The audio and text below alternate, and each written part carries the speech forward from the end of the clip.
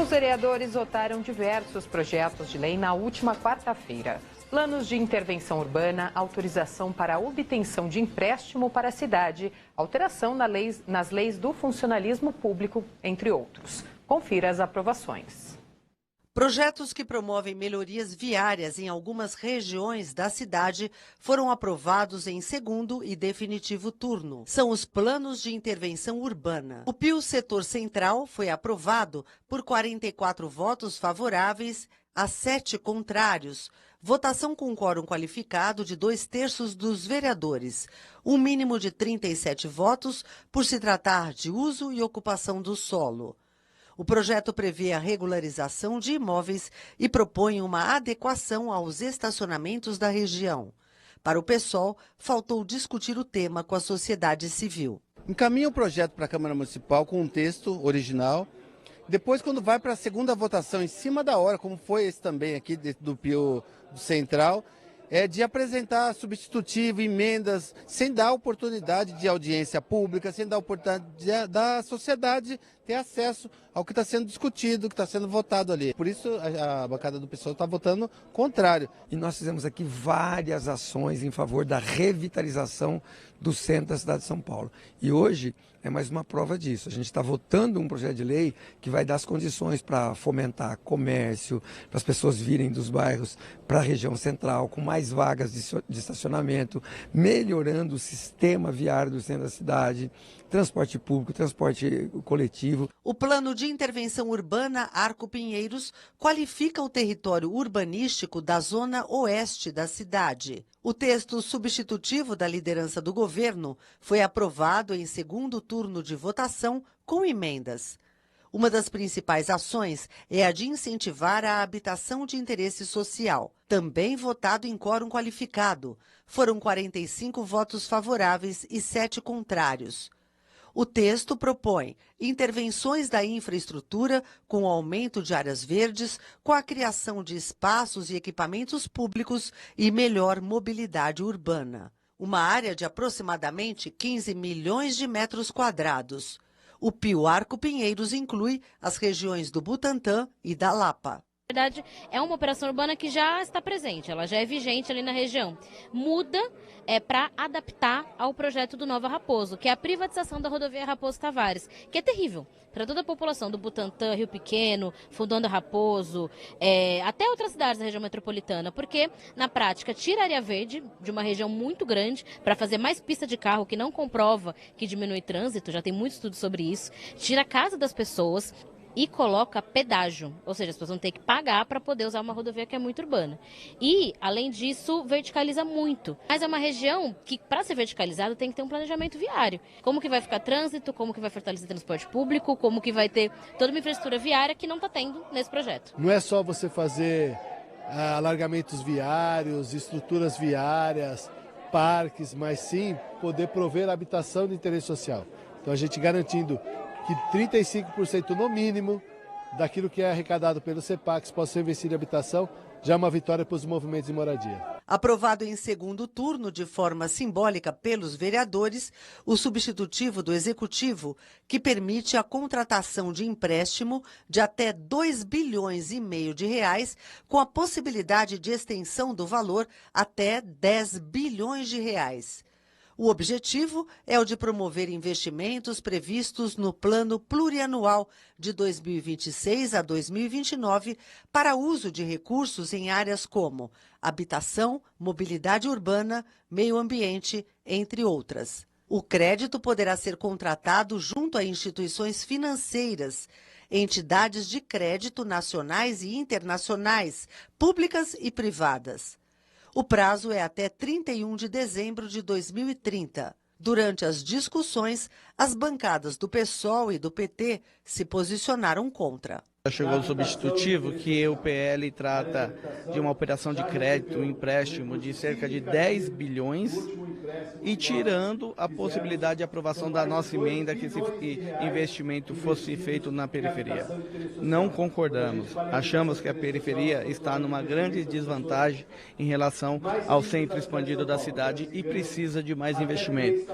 Por isso, nosso posicionamento totalmente contrário ao PL e também pelo motivo de entender que a cidade tem uma saúde financeira, tem recursos em condições de fazer investimentos sem precisar de maneira nenhuma contrair dívida, contrair empréstimo. Importantíssimo o projeto que a gente votou hoje, a autorização para que a Prefeitura possa contrair financiamentos internacionais. São Paulo só pode atrair esses investimentos desses financiamentos internacionais que são feitos em condições especialíssimas, alguns deles inclusive sem juros, né? A longuíssimos prazos e em áreas estratégicas da cidade, são feitos porque São Paulo tem saúde financeira, porque esses investimentos vêm para a cidade nas áreas de infraestrutura urbana, nas áreas de meio ambiente, nas áreas para diminuição de impacto das alterações climáticas. Não bastasse a autorização que a gente dá aqui, precisa também de uma autorização do Senado Federal. Então, assim, e São Paulo disputa esses financiamentos com outras cidades brasileiras. Foi aprovado o projeto que altera as leis do funcionalismo público. São determinações que abrangem o novo plano de carreiras dos servidores, integrantes no quadro de pessoal de nível médio. Disciplina e trata da avaliação de desempenho dos servidores públicos municipais e da bonificação por resultados. A votação do texto substitutivo da liderança do governo foi nominal, por 28 votos favoráveis e 16 contrários das bancadas do PSOL e do PT. Foram aprovadas emendas e o texto vai à redação final.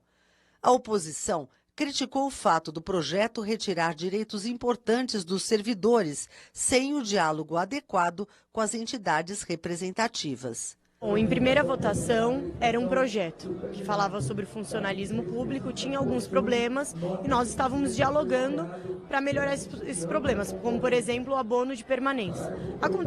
Chegou um substitutivo muito diferente, que agora retirava direito dos professores, principalmente os readaptados, que têm problemas de saúde física, mental e que vão perder o GEIF, que é a jornada de formação, a jornada pedagógica, vão ter questões de realocação de escolas, vão poder possivelmente ficar longe do local de moradia.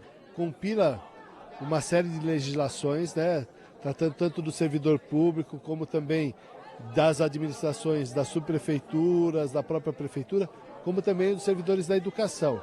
Então é uma adequação na legislação que vem para aprimorar e melhorar principalmente o atendimento da parte da educação, aquele que é o maior cliente nosso, que é a criança ou adolescente que estuda nas escolas públicas. Não perde o direito adquirido. Eventualmente, quando eles estão em auxílio doença, eles teriam que ter uma parte do que é a hora normal e aquilo que eles recebem pela GEIF. E essa GEIF, efetivamente, só se dá quando você faz a formação. E como ele não tem condições de fazer a formação, ele deixa de receber. A gente já ajustou na legislação, a gente já explicou isso, foi ventilado muitas informações que não são verdadeiras acerca desse procedimento que a Prefeitura está adotando. Eu acho que precisa ter mais respeito quando a gente fala de que os próprios servidores, quem faz a legislação, quem atua são os próprios servidores de carreira que atuam dentro da Secretaria de Educação. A Câmara de Vereadores também aprovou de forma definitiva o projeto de autoria do presidente da Casa, vereador Milton Leite, do União, para as novas tecnologias que visam a diminuição progressiva de poluentes na implementação do transporte sustentável. A bancada do PSOL votou contra. O que me incomoda é que é mais tempo para a eletrificação da frota, que é adaptar a frota de ônibus de São Paulo para o modelo menos poluente. Então, já tinha uma meta anterior que não foi cumprida, não teve nenhuma punição para as empresas, nem para a prefeitura, e teve muito recurso para fazer isso. As empresas de ônibus têm muito subsídio, bastante subsídio. Então, não tem justificativa para isso. Presidente, se a gente pudesse resumir para o povo de São Paulo, o que eles podem esperar de uma energia limpa desses transportes que circulam na cidade? Um veículo elétrico ou a gás muito mais confortável, sem poluição sonora ou de qualquer natureza, sem material particulado que nos prejudica muito, sem CO2, sem NOx. Nós teríamos assim, uma outra concepção, um outro conceito, uma cidade bem mais limpa e poluindo muito menos no ar da cidade de São Paulo. Mas não, uma hora os nossos problemas não acabam aí. Senão, vejamos, a cidade de São Paulo tem também 10 mil veículos que circulam aqui, 10 mil ônibus que são chamados fretados. Temos os caminhões que circulam na cidade de São Paulo, componentes com S10, S500, S100 e S500, que são altamente poluentes, com motores velhos, obsoletos e poluindo demais. Nós, da cidade de São Paulo, estamos tratando disso. Nós temos que tratar dos TEC, temos que tratar dos atendes, nós temos que tratar dos caminhões de lixo, dos VUCs, que nós temos restrições que só podem operar na área urbana, que devem obedecer os mesmos parâmetros. Na questão progressiva, o que se espera daqui para frente? Então, a cidade, muito rapidamente, no ano que vem, 1.750 veículos novos circulando com energia 100% limpa. E até 2038? Não teremos mais carros, ônibus da frota de transporte público poluindo a cidade de São Paulo.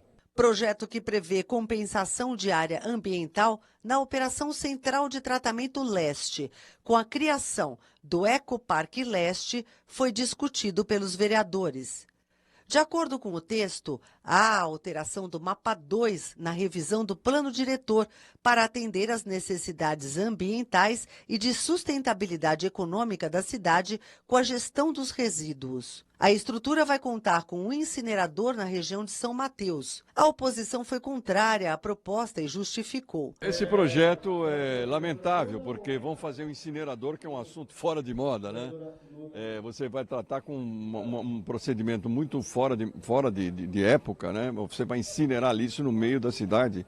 E pior, né? Num local onde tem 10 mil árvores. Vão fazer um incinerador justamente numa área verde.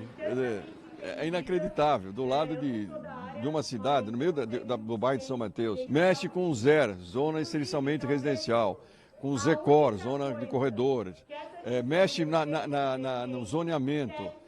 Depois, a questão do ruído, praticamente tem um jeito manipulado lá de liberar geral o ruído na cidade. Então é um absurdo. O Executivo manda esse projeto de lei, que é para a gente tratar da destinação de resíduos sólidos. É importante para a gente, é importante para a cidade, é importante para a região, cuida do meio ambiente, é importante para a cidade. O projeto foi votado de forma nominal no painel eletrônico, mas ficou pendente de votação por ser quórum qualificado com um mínimo de 37 votos favoráveis.